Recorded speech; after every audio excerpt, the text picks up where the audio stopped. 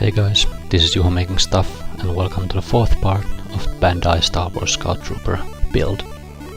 This time we are painting the speeder bike. Okay, let's begin. I have primed all the parts with spray primer, and then we are just throwing the XF64 red brown on the main body. It's a really like a milk chocolate color, delicious, yummy. That's the bottom panel, and these parts are the engine parts. I did like dark gray mix with a touch of gunmetal, just to give it a little bit of metallic shine. Not too much, but some. Okay, this is the pre-shading. I just did like a darker mix of the XF64 and just hitting those panel lines and corners and stuff like that. Got something stuck in the airbrush. It's working. I'm testing it on my hand all the time and on the table, as you can see. But that's not the table, that's a Masonite sheet. And there we are at the bottom panel, hitting those corners and all the stuff like this is the engine color, doing a bit shading at the bottom just to darken it. And these are the front fins at the front of the speeder. I'm doing like a gradient on them.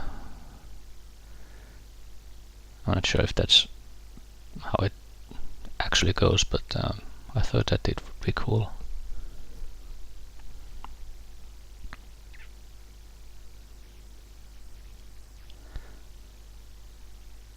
And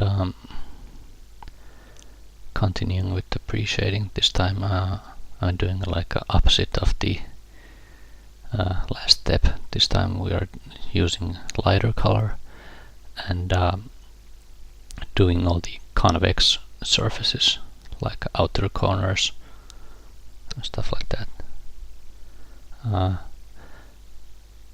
It gives like a nice gradient on the front hood of the speeder. Here I'm just hitting those outer corners and top side of the engine cover.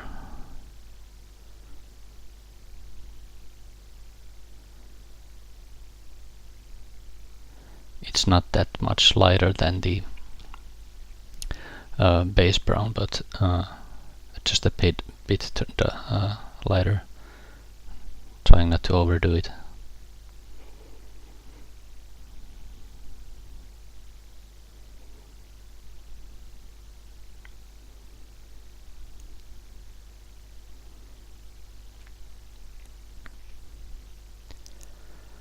And this is something I tried. That's drying linseed oil used in oil paintings. I'm doing the Gunk Wash, so the parts have a clear coat. I wasn't happy with the color, so I put more darker black in it. But anyways, the drying linseed oil has some chemicals to speed up the drying on the oil painting. So I decided to give it a go here. Maybe it would dry a bit faster. I'm not totally sure if it helped any. Maybe I got a day, maybe faster drying times than usual, but really not sure, because this is a bigger model and there was maybe thicker paint, and maybe it has something to do with the temperature also, but maybe helped, maybe not. The bad thing about it that it makes it a bit glossy, so it's hard to judge when it's dried. So a bit pros and cons. So here we are cleaning up the gunk wash. I'm wiping it to the direction of travel, so there will be some automatic streaking already happening.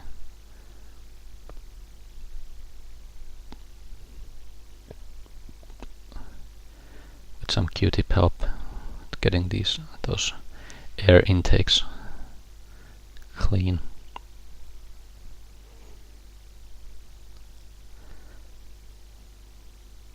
Also, as you can see, the clear coat is making the brown color look a bit darker, and the gunk wash is making it also look darker, but it will lighten up a bit when we do when it's dry and we do the matte varnish. And also the linseed oil is making it shine a bit more than usual. But there you go. The gunk wash never fails.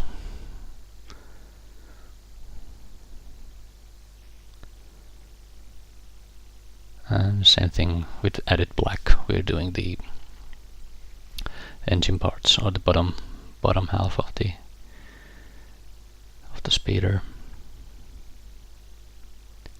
I'm skipping some of the other parts. These are just the main parts that I'm showing, because it's boring to watch me do this on every part. But these couple pieces that I'm showing are the most exciting of them.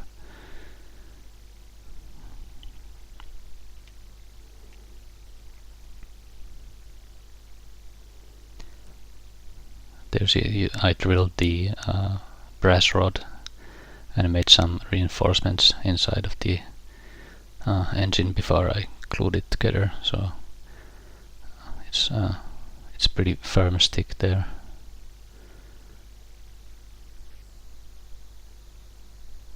And I forget to record this, but here's the gunk wash wiped out.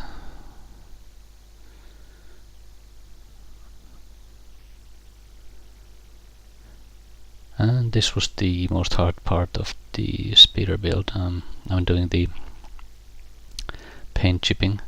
I tried a couple of times, sorry, out of frame, doing it with like dapping it with a sponge or something similar, but the results were maybe a bit too random. I wanted them to be really exact, and I found that just painting them by hand was the way to get them closest to what I wanted. I ended up using almost black with this one, because I tried lighter colors, but they really weren't giving the effect that I was looking at.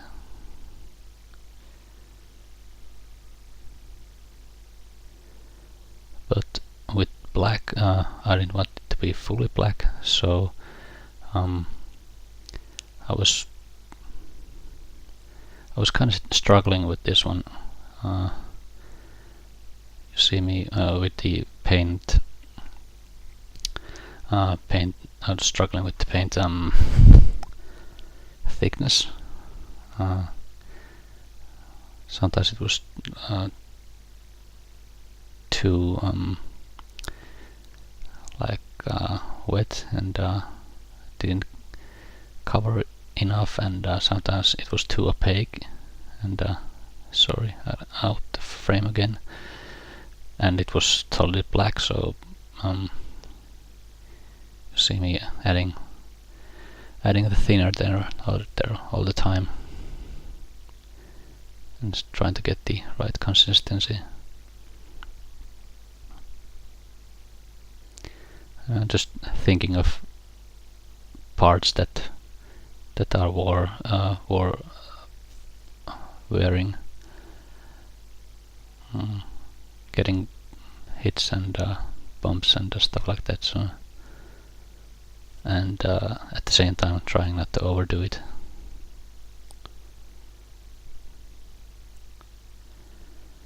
Oh yeah, and this is matte varnished.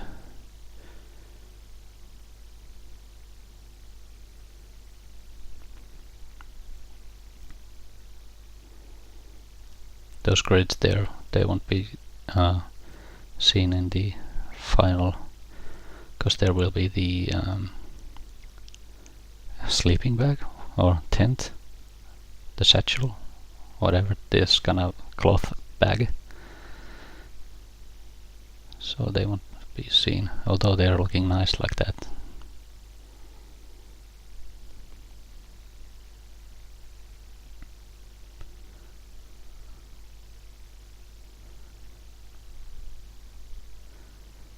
Again, not trying to overdo it. Right at the moment when you start to think, maybe I should add something there, then you should stop. Oh, that's how it works for me. It's a thinner line.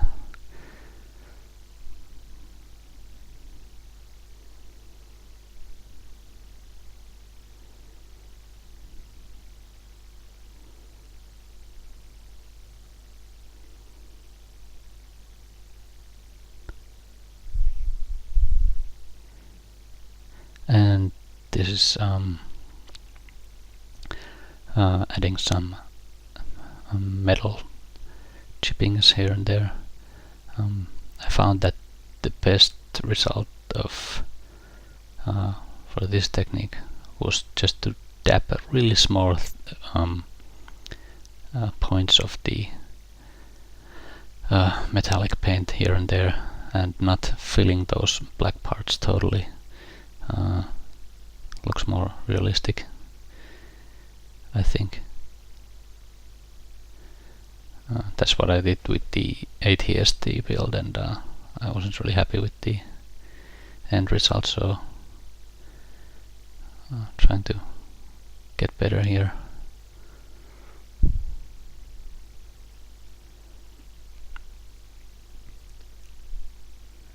Like a really tiny dabs here and there. And this will be covered with other weathering, so it may look a bit out of place here, but once it gets covered with other dirt, then it will blend in. Look at that starship filth. I'm pretty sure that that was the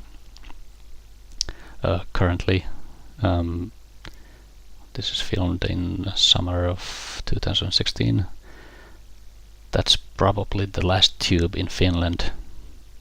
I was really lucky for me to find it. I went to get silver oil paint. That was actually disappointment, but the sales guy just, because I was asking him about the starship filth, so he said that they have it, or have had it sometimes, but it's always sold out. And he just checked it from his like some random basket, and there it was, last tube. So I am kind of lubricating the area with turpentine, and then just doing small dabs of the starship filth, and brushing with a clean brush. I'm not sure if it was the starship filth or that I had gloss varnish, matte varnish on it, but I struggled a bit with the streaking. It was easier with the TIE Fighter build I did before this, for some reason, not sure. There I used just oils, like artistic oils, and painted over Tamiya paints, so that might be the difference. This seemed like more pigment intense, if it makes any sense. But I got the hang of it, so pretty happy with how it worked. As you can may have seen, I also switched a couple of different brushes, because tried to do different things, but in the end I used this kind of pretty small brush, so I could get the streaks a bit more under control.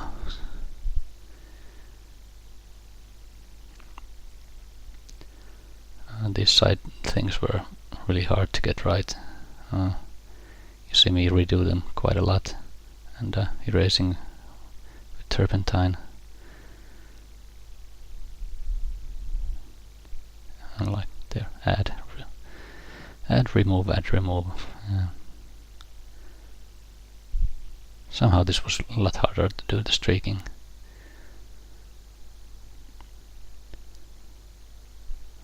The contrast of the camera is a bit high. I think the starship field doesn't look really that black, but it's pretty close. And I again forgot to press record. This is the chipping I did for the engine parts. This time I used a sponge tool.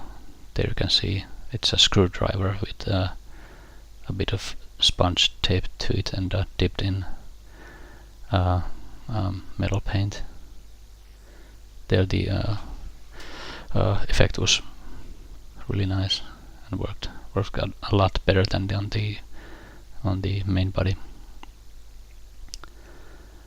And again, this is the part that you really want to do once. The mud splashes. I was more nervous with doing this on the Scout, but anyways, this is the real time here, so you can see how careful I am testing with the brush. And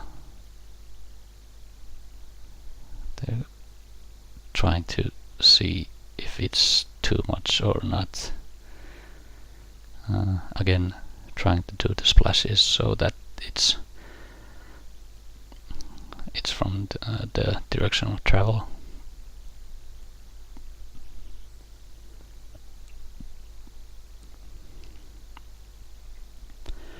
At first the splashes look pretty bright, but this is pretty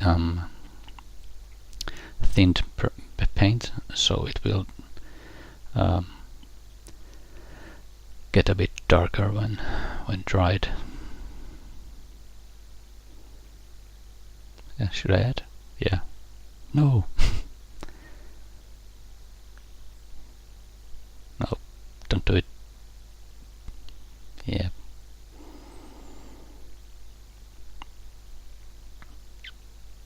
And I'm trying not to touch on the wet part, so there won't be fingerprints.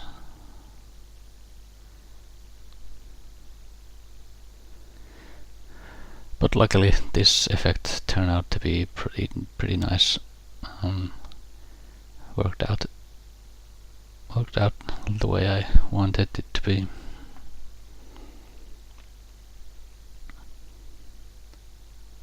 Whoops, careful.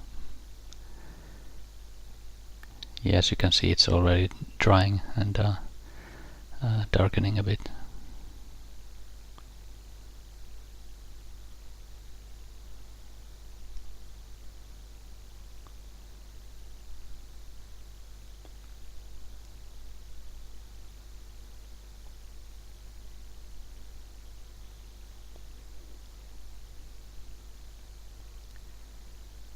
And next we'll start to do the pastels, my new favorite. First let's start with black. We're just darkening the engine parts and adding some shadows here and there. Yeah, sorry about the dark image. The white block there is screwing up the white balance. The styrofoam block. And there's a better.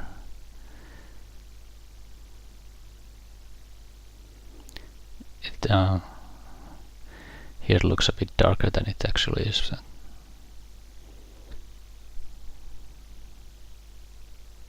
And a bit streaking here and there.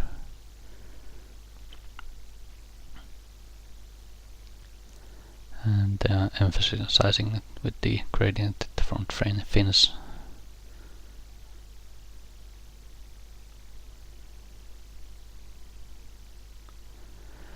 And next some dry dirt.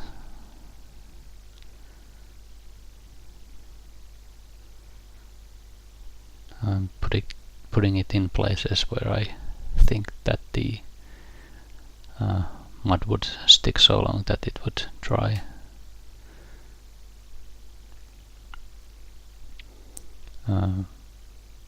Putting it more on the bottom half of the speeder.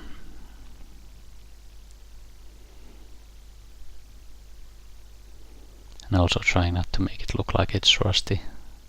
I want it to be dirty, dusty, almost rimed.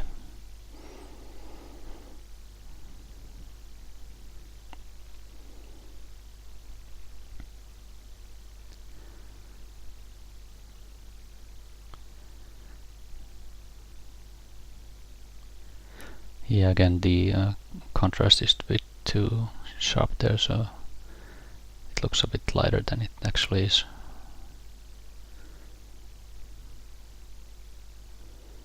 I'm trying to get it to look like a bit like dusty, so there's a bit weathering everywhere.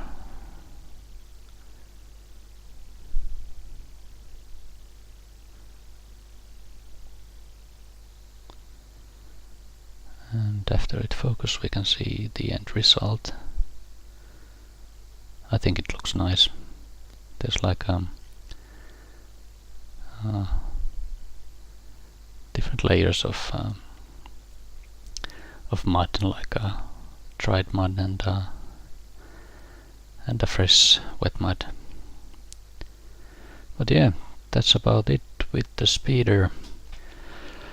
There's one part left, that's the diorama. This was part 4. See you at the part 5. Bye!